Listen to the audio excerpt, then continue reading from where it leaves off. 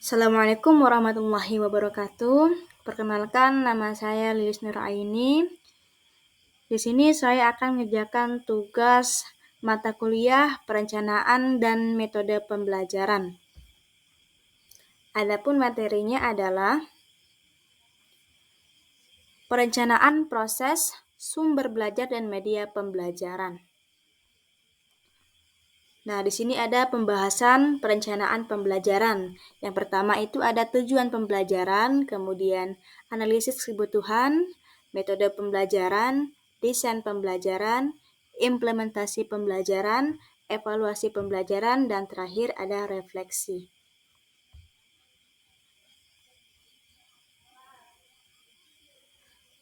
Pada pembahasan sumber belajar, menurut Edgar Dell, sumber belajar merupakan pengalaman-pengalaman dasar yang sangat luas.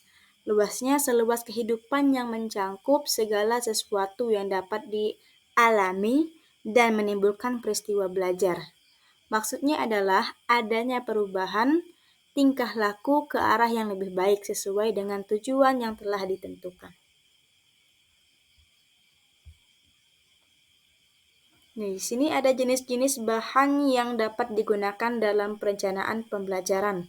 Pertama ada buku teks, kemudian modul ajar, media pembelajaran, sumber belajar alamiah, dan terakhir ada sumber belajar manusia. Di sini sumber belajar terdapat 7 macam. Yang pertama bisa dari orang, kemudian buku, benda, media, tempat, peristiwa, dan juga lingkungan. Nah, di sini ada pembahasan media pembelajaran. Menurut Permendiknas nomor 40 tahun 2008, media pembelajaran adalah peralatan yang digunakan untuk membantu komunikasi dalam pembelajaran. Media pembelajaran adalah alat yang sangat penting dalam proses pembelajaran. Media pembelajaran merupakan salah satu alat yang digunakan dalam proses belajar mengajar. Hal ini dilakukan untuk merangsang proses belajar yang mendukung proses keberhasilan belajar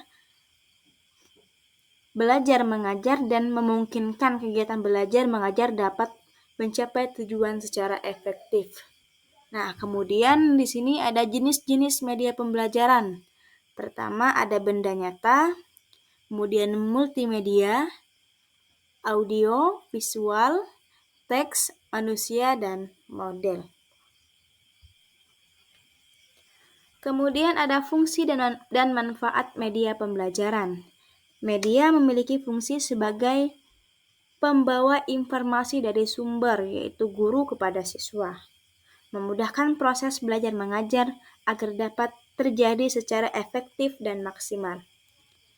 Media pembelajaran juga berfungsi sebagai sarana bantu untuk mewujudkan situasi pembelajaran lebih efektif, serta sebagai bagian integral dari keseluruhan proses pembelajaran.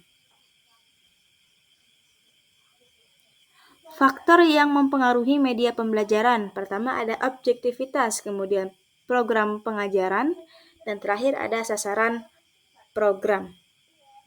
Nah, dari materi yang sudah dijelaskan sebelumnya, adapun kesimpulannya adalah perencanaan pembelajaran merupakan suatu tahapan awal dalam proses mengajar.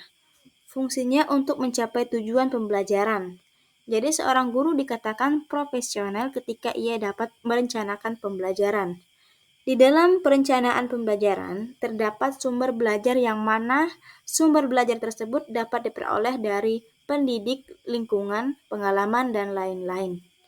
Untuk mendukung kegiatan belajar mengajar, pendidik memerlukan media pembelajaran untuk membantu peserta didik dalam memahami materi yang diajarkan. Baik, terima kasih. Jadikan setiap tantangan sebagai kesempatan untuk tumbuh dan perjalanan menuju kesuksesan akademis adalah sebuah proses yang memerlukan ketekunan dan dedikasi. Wassalamualaikum warahmatullahi wabarakatuh.